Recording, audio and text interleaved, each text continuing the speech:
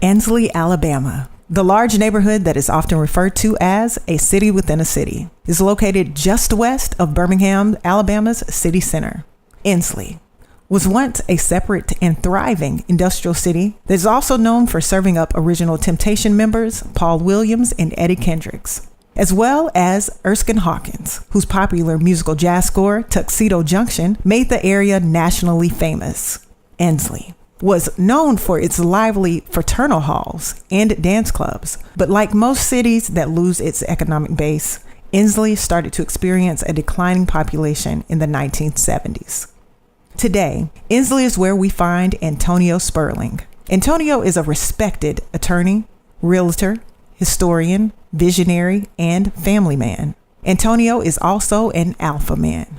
His roots to the area are both proud and tragic. It's in this very area where Antonio spent his childhood and also where his own father was killed.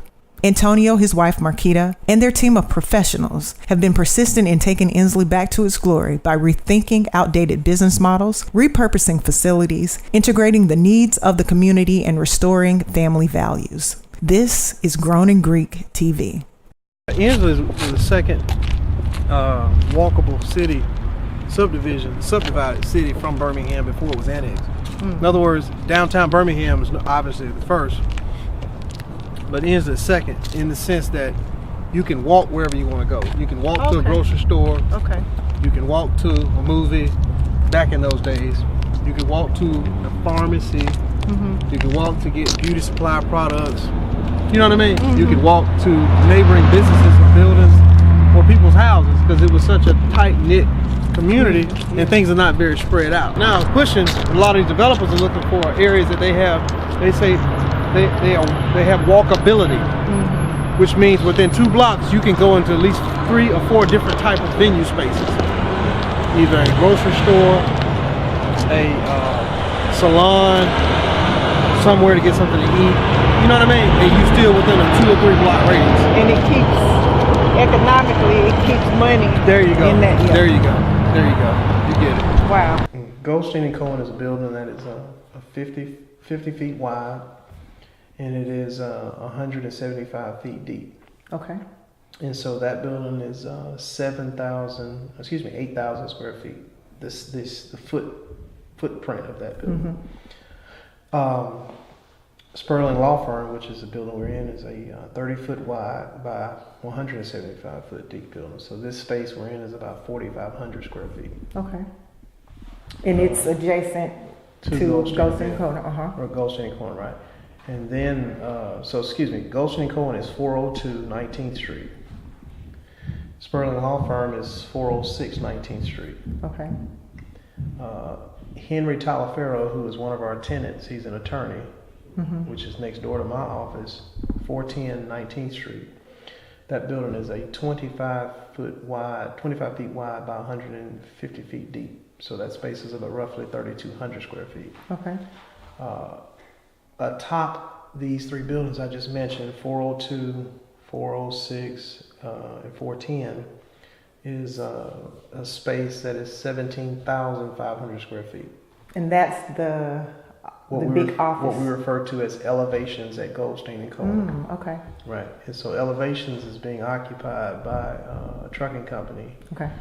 And they have 100 employees that they're gainfully employing upstairs above us. And that's 14,500 square feet. Okay. And my wife and I have developed 2,500 square feet for a loft space. So the total aggregate of the listings I just mentioned is 35,500 square feet. Oh, wow. 17,500 square feet downstairs, 17,500 square feet upstairs. 1815, which is contiguous to Goldstein & Cohen, is Milestone Realty, and that space is a 40 by 100, so it's roughly 4,000 square feet. And that's a real estate firm. And so, and Marquita Spurling heads that up. So that entirety of what I just mentioned is what we refer to as the second quarter block. Adjacent to there where we had the last event, Acoustical Alley, hosted by yours truly, which was a great event. Adjacent to that space is a building that is, the address is 414 19th Street. That's the former Ensley Grill that shut down in 1986. Okay. That building is 10,000 square feet.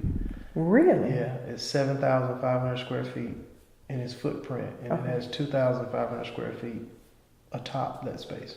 Okay. Yeah. We're looking to at some point upstairs put a like a prep kitchen, food prep kitchen area, but where people can have like co-ops and come and cook food and things like that. Okay. Next to that building is the 418 building, so that's where Ensley Entertainment District's headquartered office is. And adjacent to that building is 1824 Avenue E, because that runs parallel to these buildings, and that's Playroom Games. That space is roughly about 2,500 square feet. It's where children go and play games for quarters or whatever. It's very inexpensive, but a good place because we have a lot of parties there for children. Adjacent to that space is 1820 Avenue E, which is the Soho. And that's a very memorable place for some. That's good. That space is I'll tell you about that later. It's a 30 by 100.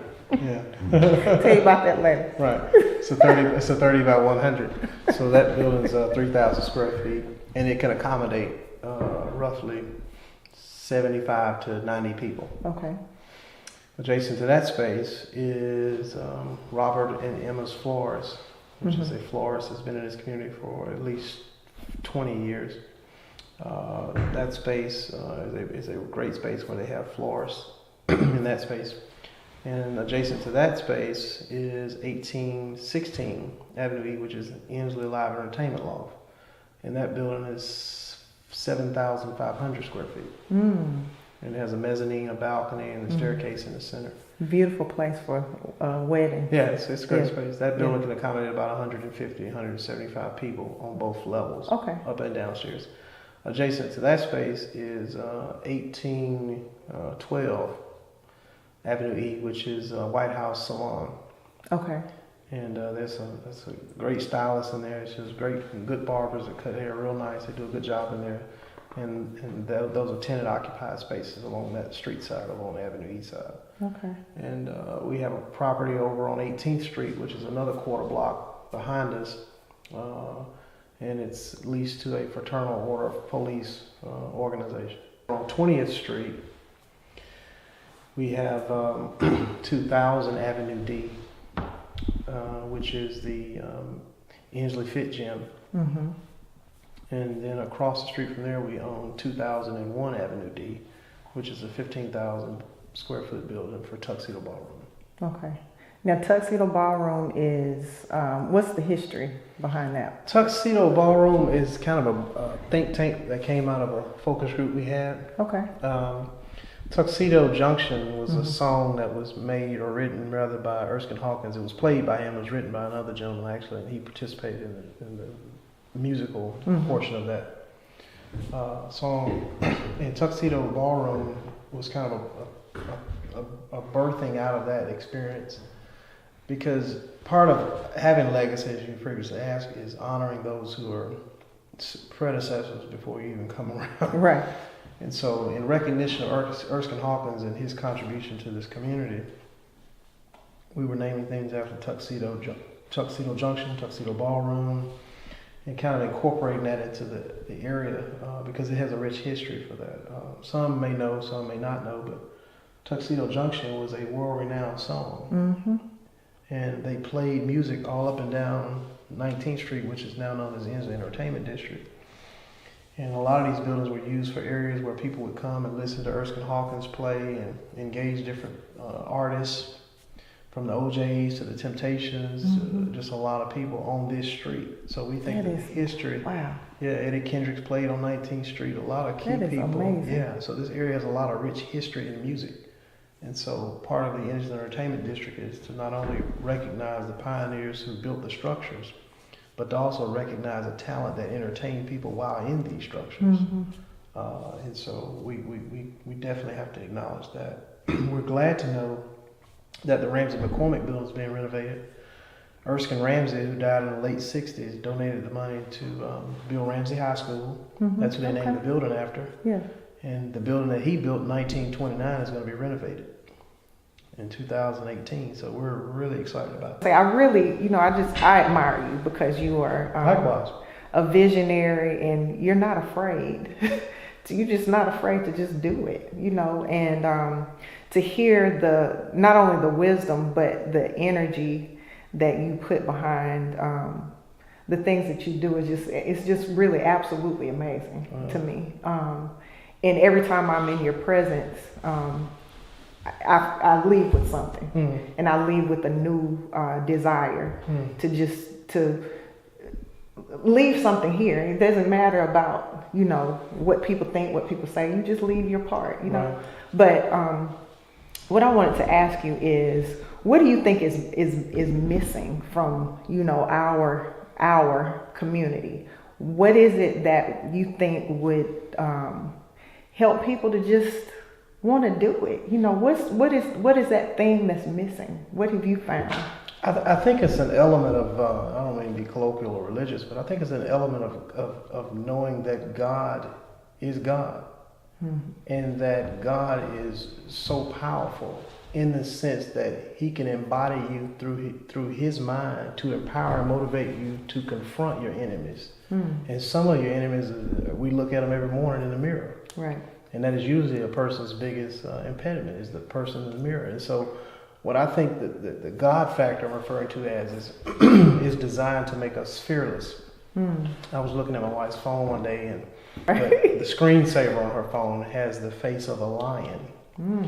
And my mother told me this years ago. She said, "Son, you set your face like a flint on something. Once I try to focus on something, I want to be so dominant in my thoughts, but gentle in my actions, that I don't allow discouragement to take me out of the game or break my focus.